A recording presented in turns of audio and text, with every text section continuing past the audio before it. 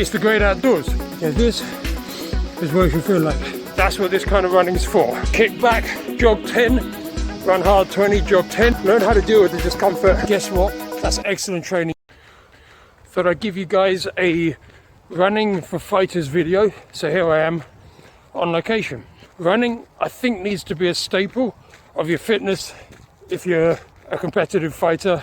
But a lot of people don't know what kind of intervals to run, what kind of distances, what kind of time, so I'm going to cover that in this video. It pays to think about why we're doing it, what result we want from it.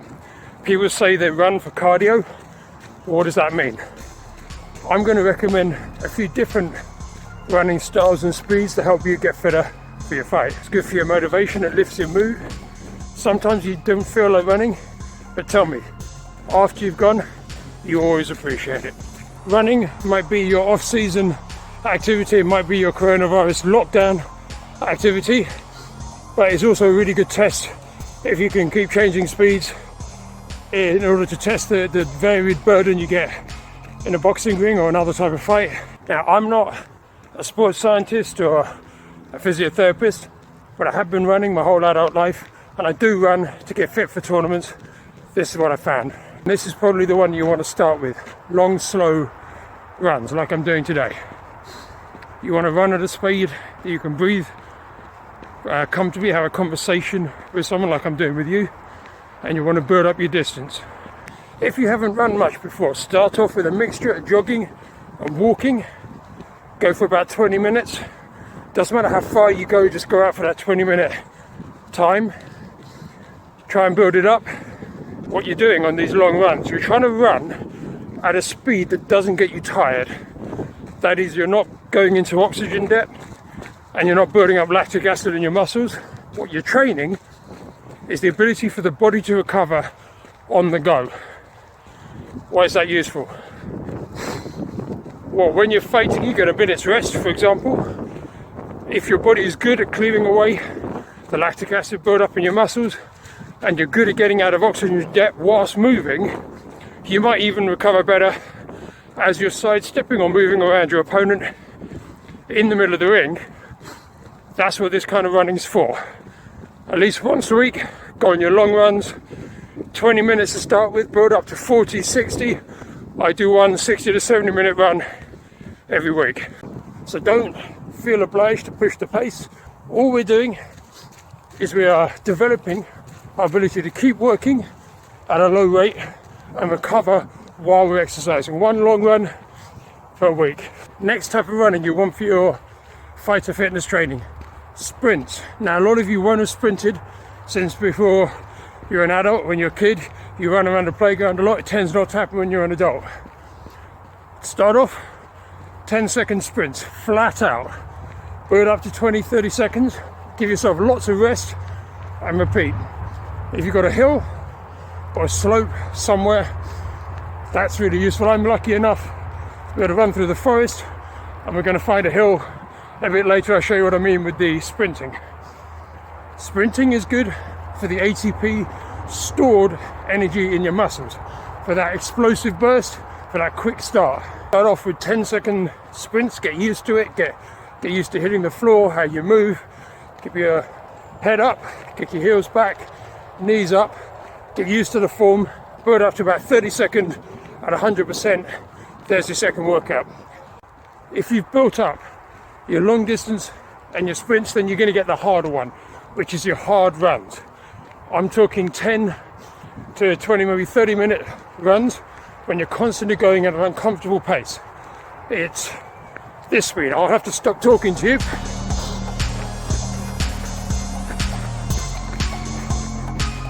%80 or so of heart rate.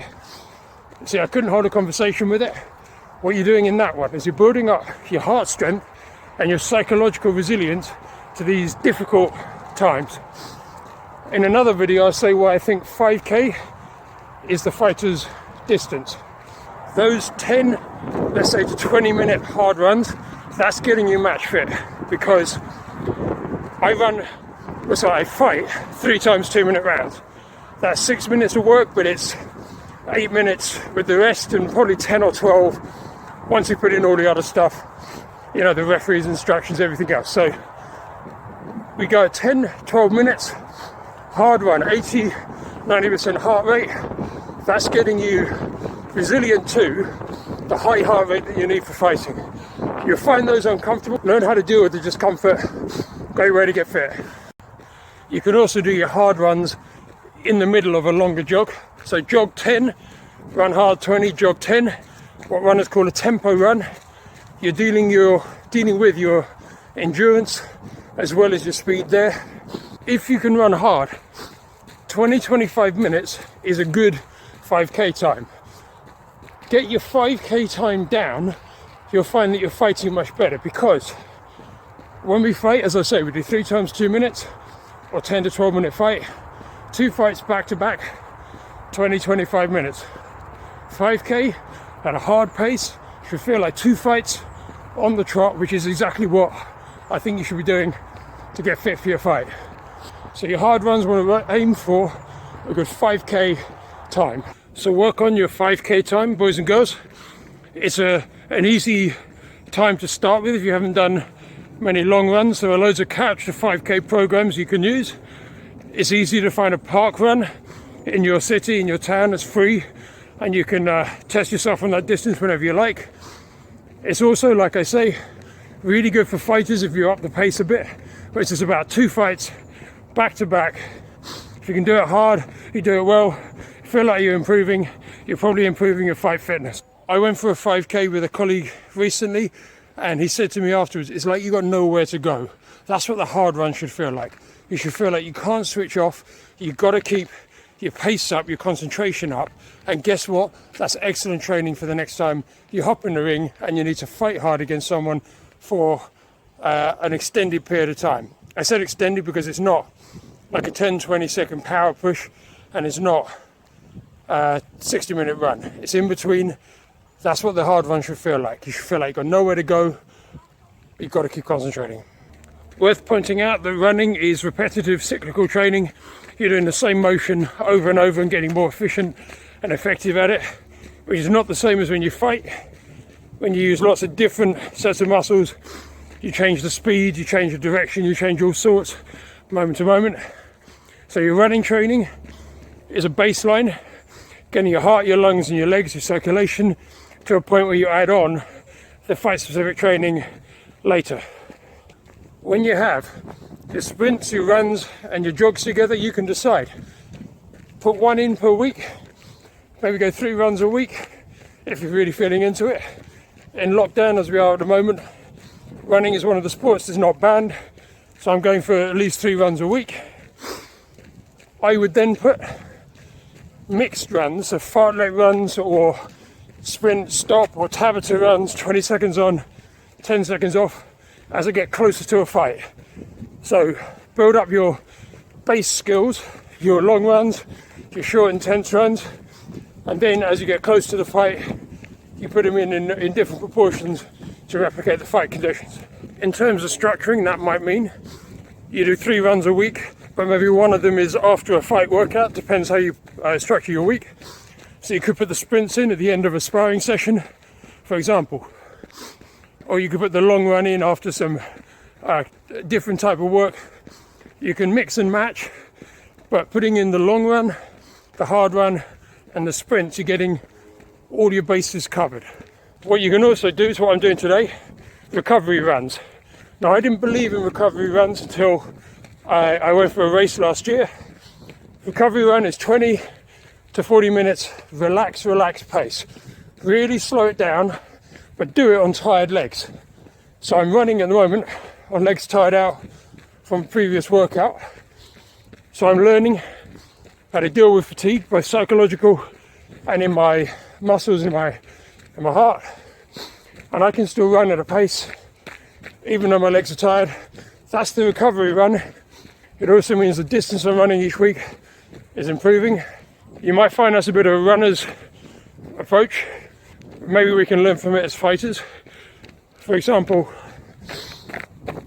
maybe some days you fight on tired legs, do your bag work and your sparring or your technical work when you're tired.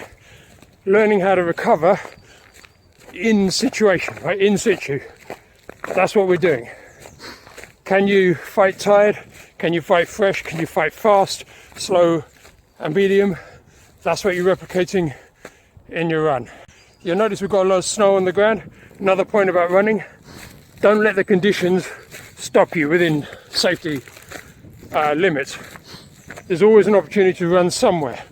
Don't go, where it's too dark or too unsafe for you at night, and don't run over any injuries, but give yourself as few excuses as possible. If you set it as an invariable, I'm going running today, doesn't matter if it's snowy, doesn't matter if it's muddy, I'm going to work out how to do it because I want to get fit more than I want the excuses that surround it. I mean, also, it's the great outdoors. Why wouldn't you want to go out, be amongst nature if you can, like I've got here, or just run to the end of the street or around the park. It's a way of getting out your door, it's a way of getting fit, and within time you'll learn to enjoy it and you'll miss it on the days when you can't go. For your running safety tips, make sure you warm up your knees and your ankles a lot first. As fighters, I often see knee injuries in people. I'm going to link below to an excellent set of workouts by Vlad Ixel, which really helped my ankle and knee pain go away. But make sure you're warming up. Maybe start your run with 5 minutes of walking. Walking is a great warm-up. It's good for getting your feet in the right place. There's a good cool down at the end. I always put 5-10 minutes of walk at the beginning. The end of my runs is much more comfortable that way. Additionally, think about putting in massage or foam roller or hot baths or hot and cold water treatment in order to recover properly. You're making your running and your training safer and more effective, and you're learning how to take care of your body in between sessions, which is good for your fight game always. A couple more tips to stop that knee pain. Try and land underneath your body weight rather than in front of you. That way you can land with the middle of your foot. Rather than me reaching out there and landing my heel, land underneath me. So for me that feels like I'm riding a bike. Yeah, my feet are going in circles, heels all the way back up, land underneath you, make it a rotational movement, not a nut down one. That way you're reducing the impact. Kick back, push the floor that way, push yourself the other way. What you can also try is what I tried for a few years, which is forefoot running, making sure you don't land on the heel at all, pushing off only with the ball of your foot using your calf muscle. That's a way of taking your knee somewhat out of the equation. I did it for a few years, then I came back to landing in the middle of my foot, but it taught me how to adjust my gait and my stride so I wasn't hurting my knee and getting injured in the process. Okay, we've reached the hill sprint. 30 seconds up this slope. Yeah, I should be able to make it to that tree at the top. I've got to avoid these people, but that's what you should do as well. Whenever you're sprinting, you're going fast, your braking distance is longer, and you've got to be careful about what's around you. I'm not going to leave the camera here and you're going to watch me run up, because I don't know who else will pick it up, but we're going to run along with me. Okay.